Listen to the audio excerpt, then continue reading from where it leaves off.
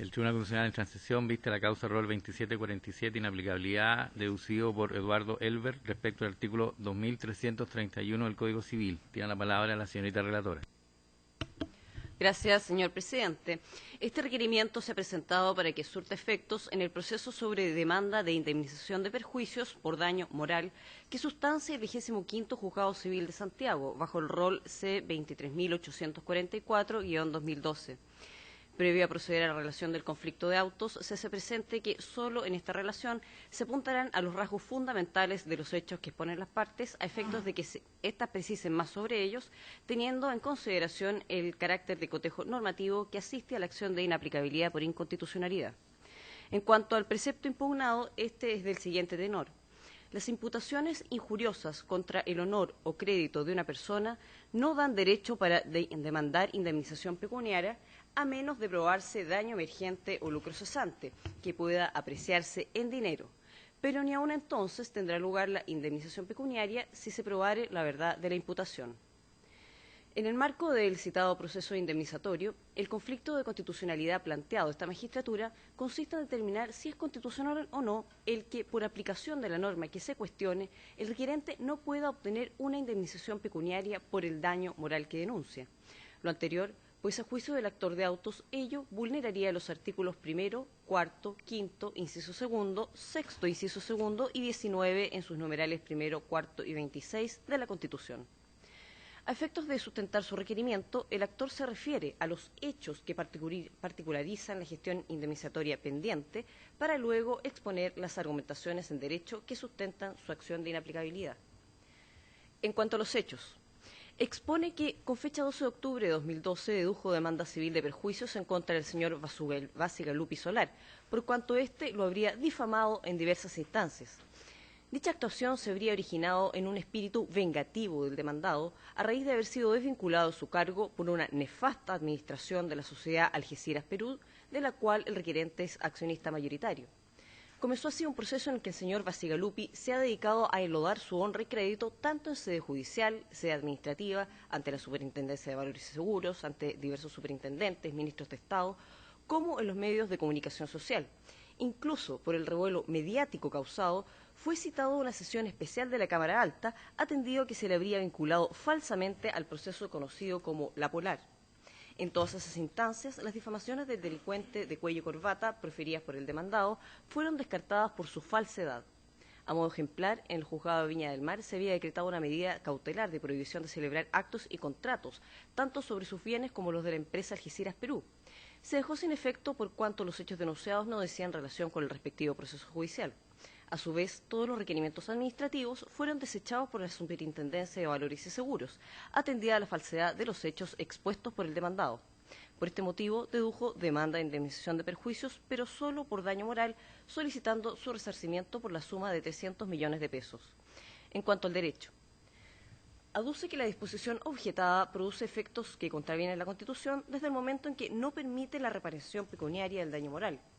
Por una parte, contraviene diversos principios que la Constitución consagra, como lo son la dignidad humana, la servicialidad del Estado y el respeto y protección de los derechos del hombre, como lo es el derecho a la honra, íntimamente vinculado a la dignidad de la persona y que la Constitución asegura en el numeral 4 de su artículo 19.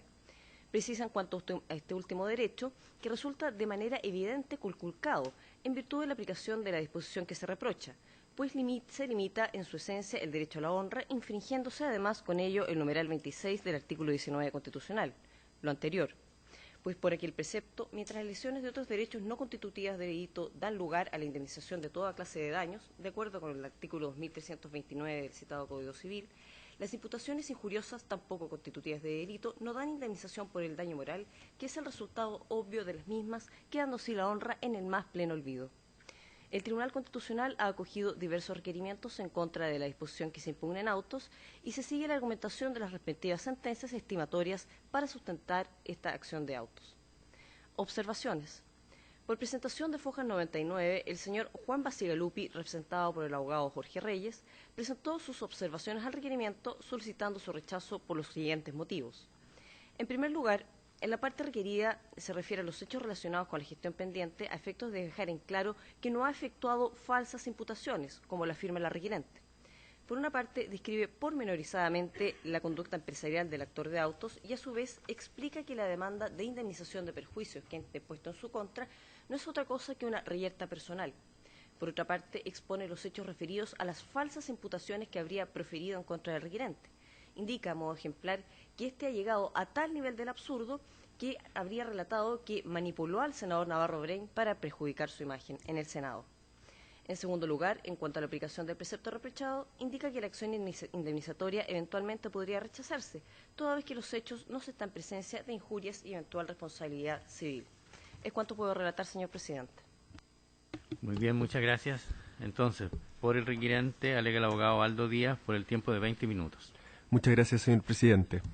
Con la venia de este excelentísimo tribunal, que vengo a alegar con el fin de que el presente requerimiento de inaplicabilidad sea acogido en todas sus partes, de manera que la gestión pendiente sustanciada ante el 25 Juzgado Civil, el artículo 2331 o 2331 del Código Civil, sea declarado inaplicable totalmente y en subsidio sea declarado inaplicable para la gestión pendiente solo la primera parte, salvando la excepción, la exceptio veritatis.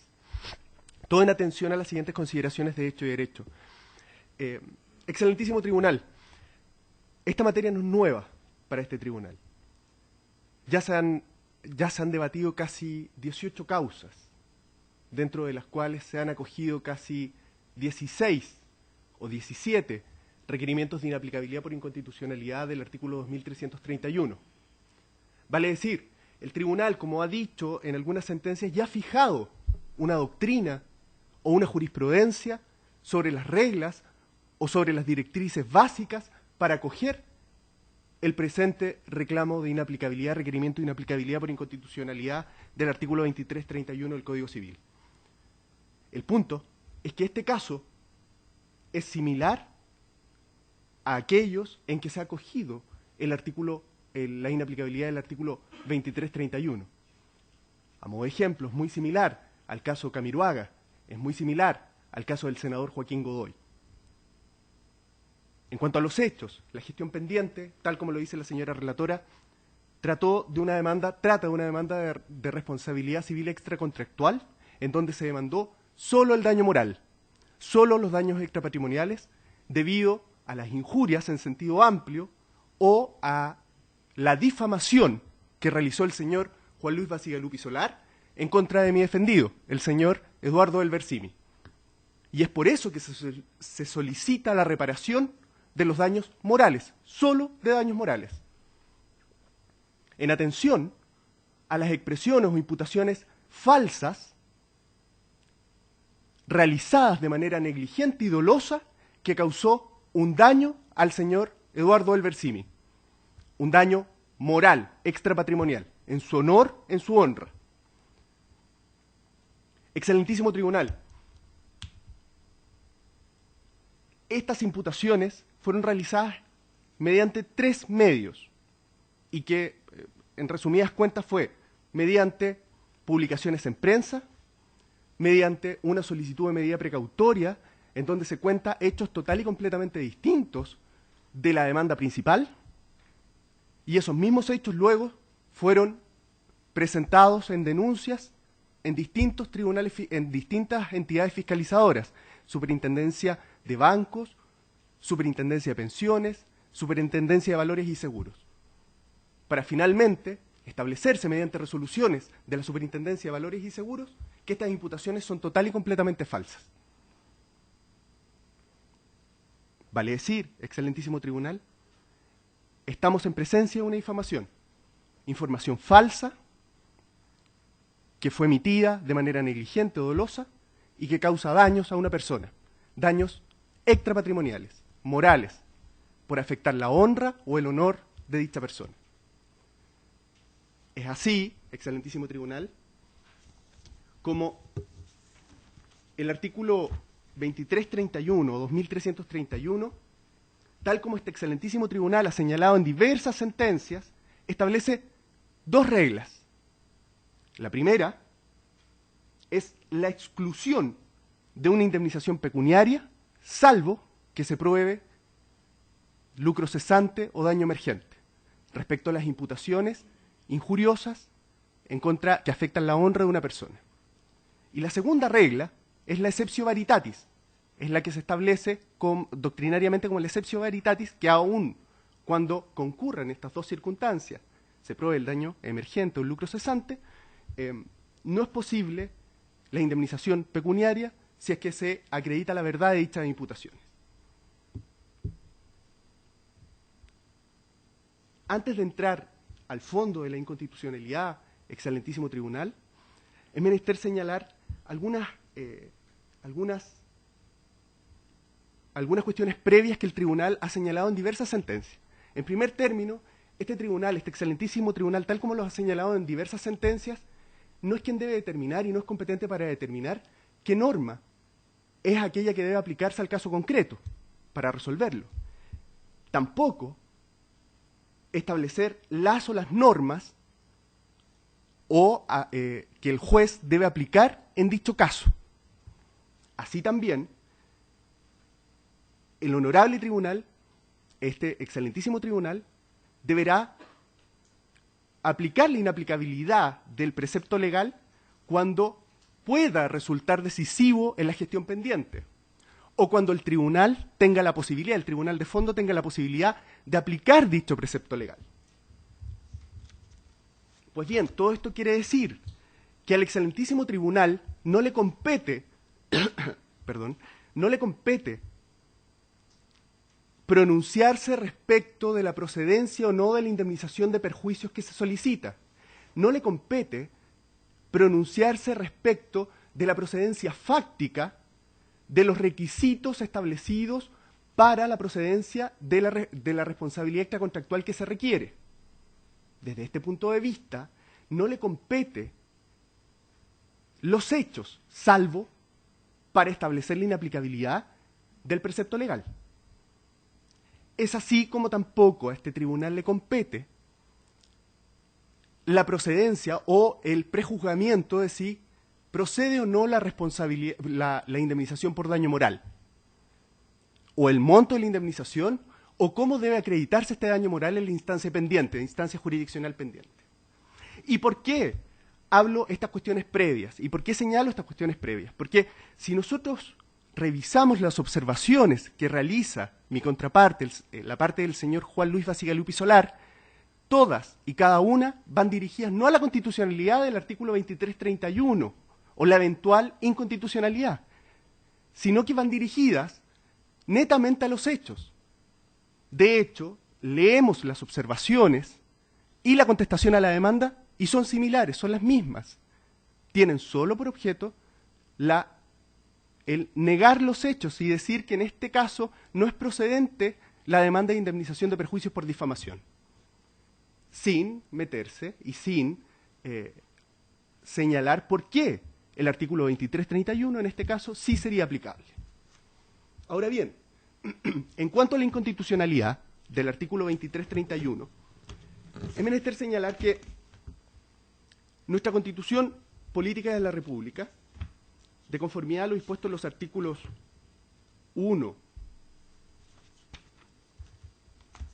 4 y 5 de la Constitución, establece algunos principios. Principios que no son meras declaraciones programáticas, sino que son obligatorias para los gobernantes y gobernados. ¿Y qué principios son estos? El principio de la dignidad humana, el principio de la servicialidad, el principio del respeto de los derechos humanos y el principio de la responsabilidad. Establecida todos estos principios, como ya dije, en los artículos 1, 4, 5, 19 y 38 de la Constitución Política de la República.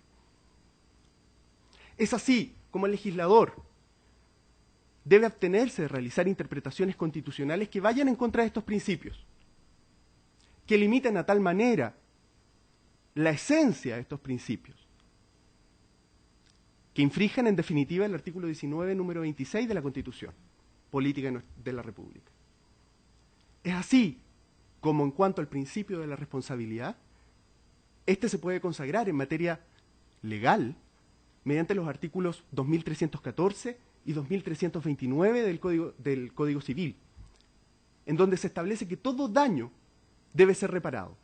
todo daño que es imputable a la malicia o a la negligencia de una persona debe ser reparable, tanto el daño moral como el daño patrimonial.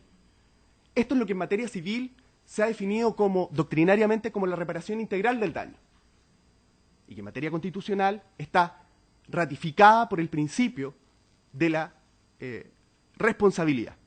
Es así como el artículo 2331, mediante esta primera regla, al limitar, excluir absolutamente y a priori la reparación del daño moral respecto de imputaciones injuriosas que van en contra del honor o la honra de una persona, en definitiva, está vulnerando, en primer término, este principio de la responsabilidad.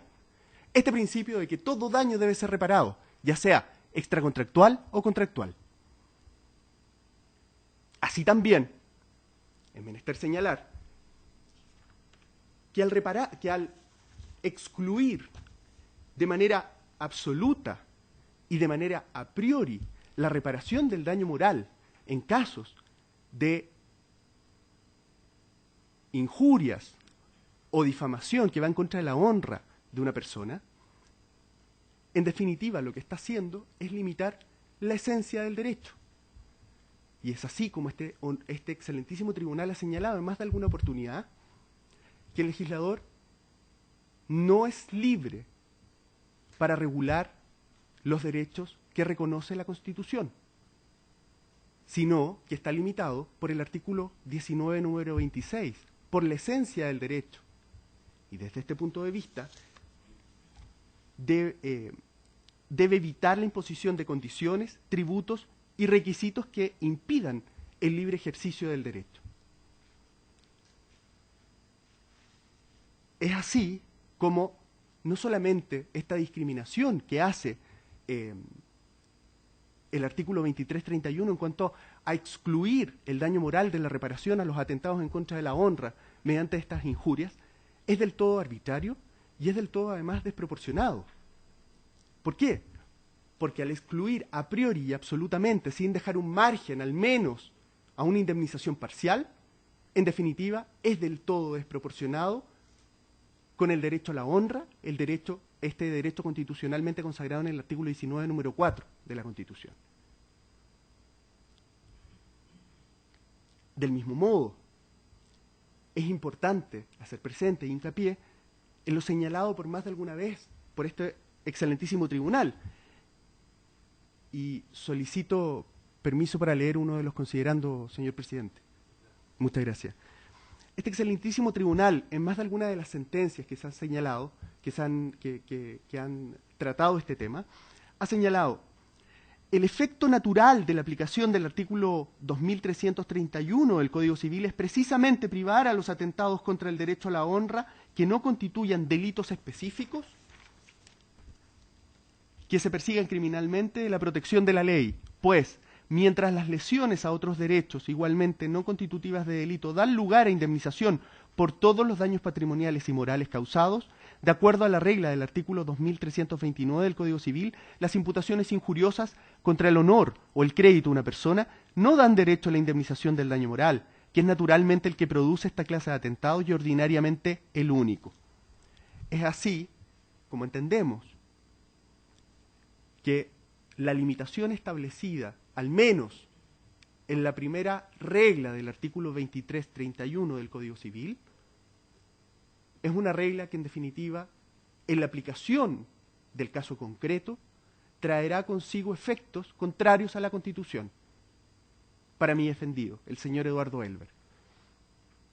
Ahora bien, en cuanto a si incidirá o no incidirá en los resultados del pleito, evidentemente la causa está en estado de fallo, la causa jurisdiccional pendiente, en estado de fallo ante el 25 juzgado civil.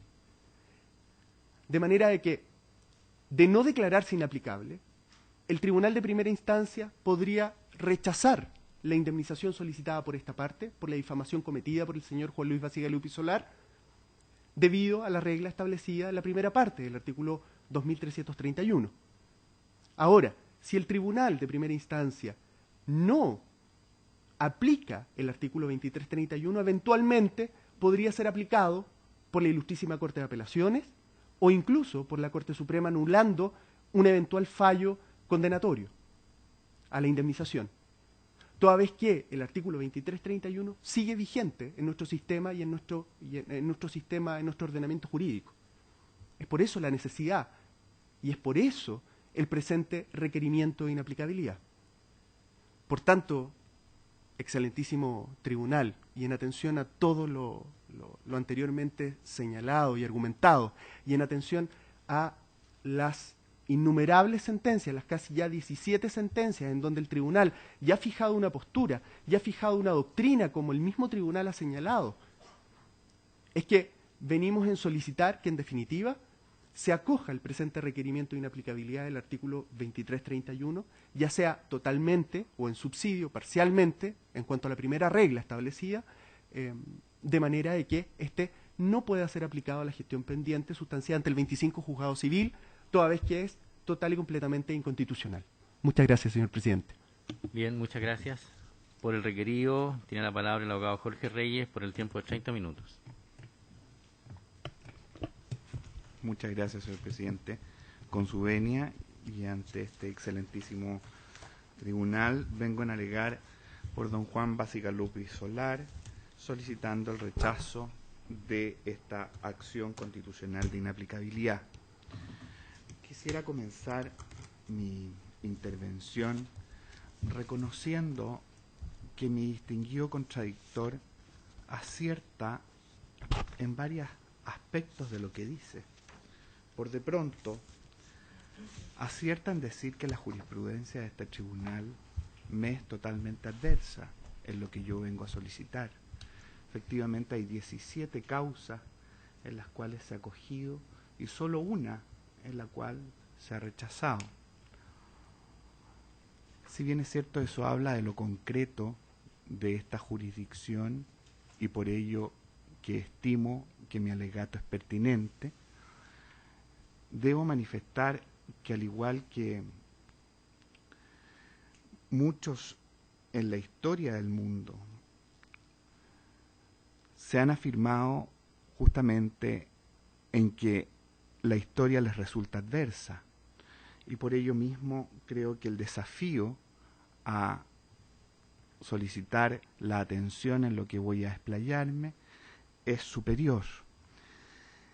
Estimo, su señoría excelentísima, y así por lo demás la doctrina lo ha sostenido, que esta jurisdicción es extraordinaria.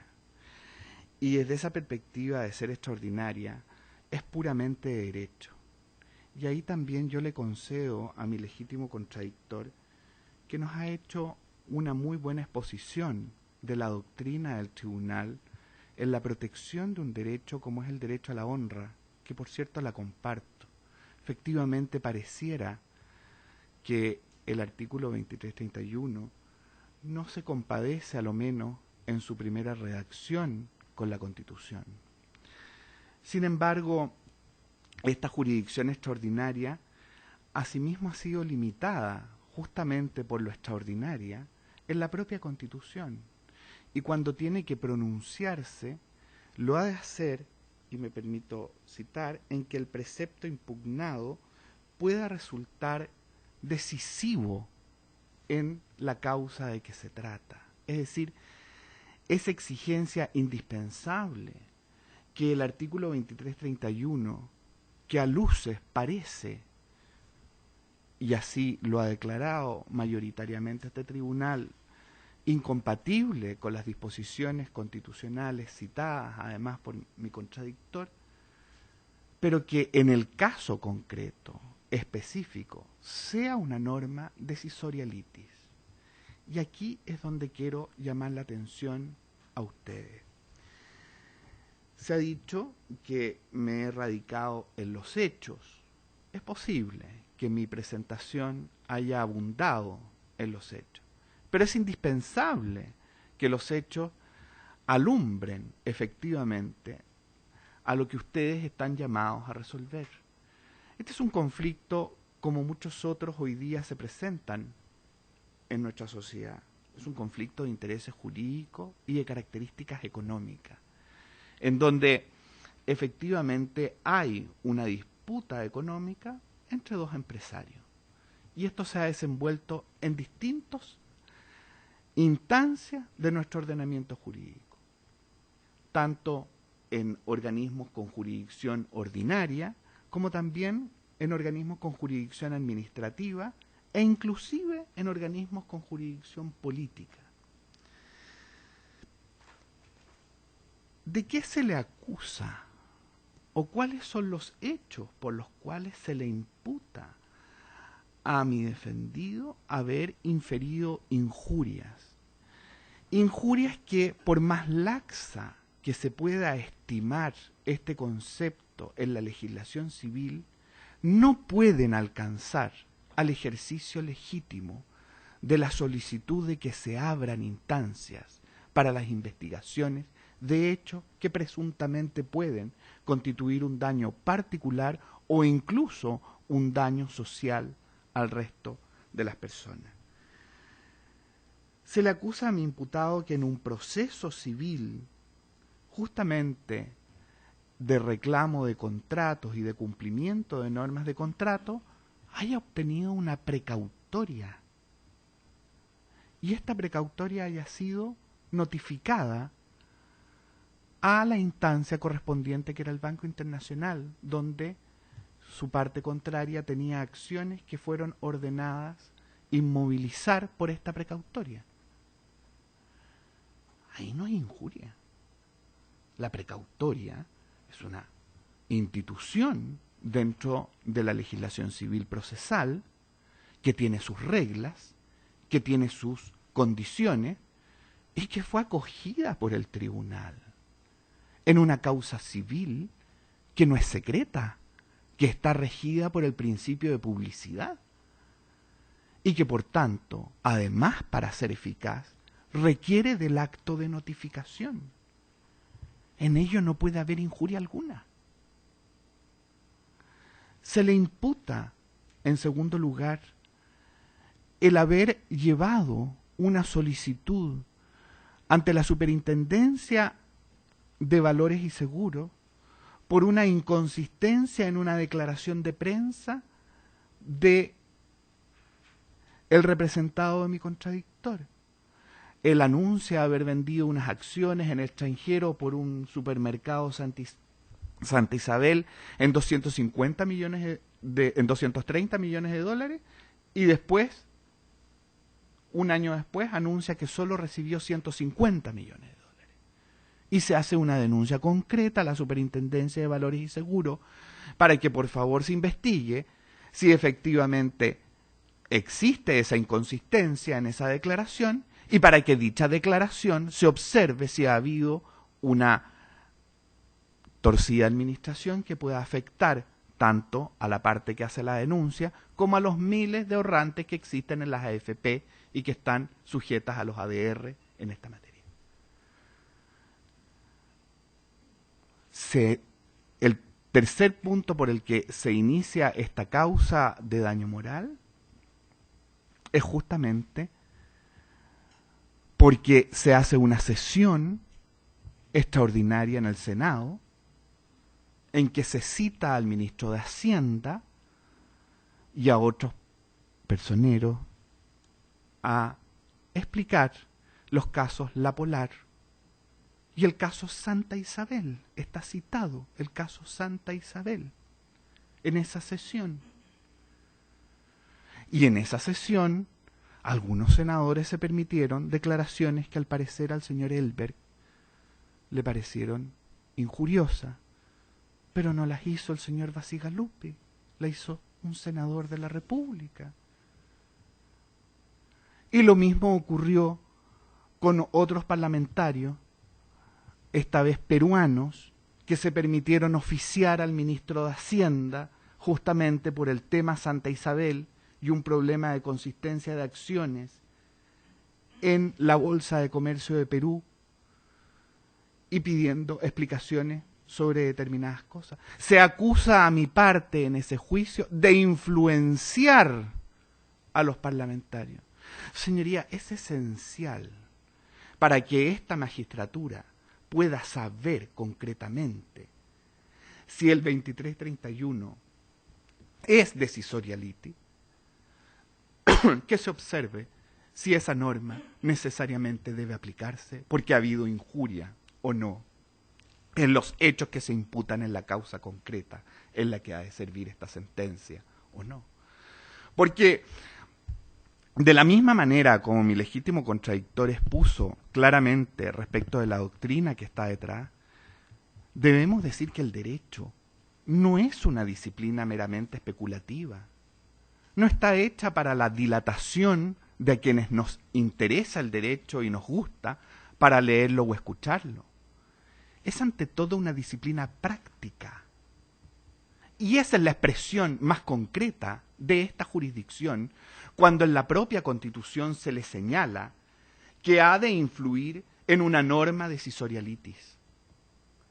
Es indispensable que esta jurisdicción entre entonces en saber necesariamente, no porque vaya a decidir, ni porque vaya a influir, sino que porque por su propia competencia debe cautelar que efectivamente sus decisiones sean aquellas que vayan a tener un uso práctico y no un uso meramente especulativo o incluso peor, un abuso.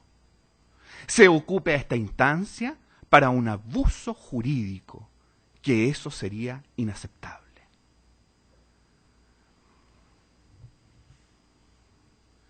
De la misma manera como Copérnico en su oportunidad dijo que la Tierra era redonda y nadie lo acompañaba, yo afirmo que en la jurisprudencia mayoritaria de este tribunal sí existe justamente una jurisprudencia que no acogiendo un requerimiento lo hizo justamente porque la causa no era decisorialitis.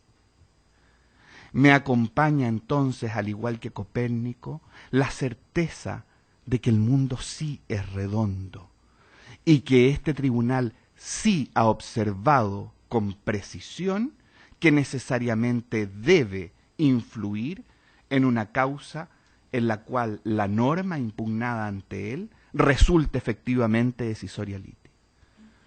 Solo una anécdota más. En ninguna parte del expediente civil se ha discutido el 2331.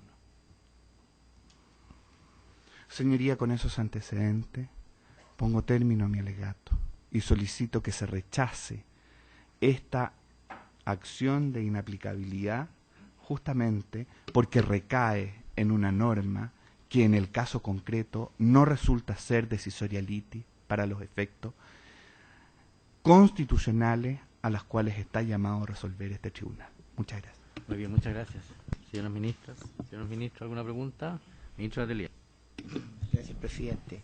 Presidente, a ambos abogados, primero al abogado requirente, que nos pudiera aclarar en la demanda civil, en el punto 67, se afirma por la parte demandante que esta demanda se refiere a expresiones difamatorias y no a expresiones injuriosas, por lo cual no se aplicaría el artículo 2331 del Código Civil, sino el 2329. Esa es una afirmación de la parte demandante. Y al abogado de la parte requerida, si le parece en su tesis que ha sustentado ante este excelentísimo tribunal, en relación a la petición concreta de la demanda, que habla del artículo 2314 y siguiente, y en relación a los puntos de prueba, donde en el primer punto de prueba se habla de las expresiones injuriosas. Eso, presidente. Muchas gracias, señor presidente. En cuanto a en los párrafos y en cuanto a los títulos acerca del derecho, esta parte en la demanda lo que hizo fue explicar el estatuto jurídico al cual acogíamos la demanda que estábamos deduciendo, que era el artículo 2314 y 2329. Luego hicimos una diferencia doctrinaria en dicha demanda acerca de qué entendíamos por injurias y qué entendíamos por difamación. Y ahí va respondida la pregunta, en cuanto a que nosotros entendíamos que injurias estamos tratando de delitos hechos de manera dolosa. Ahora bien, si entendemos que es difamación una información emitida negligentemente que no tiene necesariamente ribetes de delito y que causa daño, al menos extrapatrimoniales, a una persona. Así también, al final de nuestra demanda ante el 25 Juzgado Civil, en los últimos párrafos nos hicimos cargo de la discusión en cuanto a la aplicación o no del artículo 2331 del Código Civil. Por tanto, ahí hay una corrección, una pequeña corrección que me gustaría hacer. Es cosa de leer la demanda y darse cuenta que sí nos hicimos cargo y sí señalamos incluso que habían sentencias del Tribunal Constitucional que declaraban inaplicable el artículo 2331 en casos similares. No sé si habré respondido preguntas, señor. Excelentísimo. Con relación al 2314 y siguiente, me parece que es la nomenclatura lógica y normal que se siguen la mayoría de los abogados en las demandas, en orden a señalar desde la norma del capítulo que quieren aplicar en adelante, y el 2314 justamente consiste en eso, es el primer artículo del título relativo a la materia, y por eso dice siguiente. Me parece que esa es la expresión normal que ocupan. Ahora, relativo al tema, efectivamente, dice bien mi contradictor que está citado. Yo cuando lo he dicho que no está contradicho, nosotros no hemos contradicho el 2331 en ninguna parte, no ha venido una discusión sobre el tema del 2331 en ninguna parte del proceso, de manera que es a eso a lo que yo me refería. Y respecto del tema de la prueba, bueno, efectivamente la prueba consistió solamente en las declaraciones y en la entrega de los documentos a las mismas sesiones que yo me referí, y que evidentemente va a tener que ser tasado por el tribunal acuo, pero a lo que yo me refiero aquí y respecto del tema de lo que se trata es que no puede considerarse esto una prueba o elementos difamatorios o injuriosos, el ejercicio legítimo de los derechos, que es a lo que se nos acusa en ese expediente. ¿Alguna otra pregunta? Muy bien. Concluye la vista la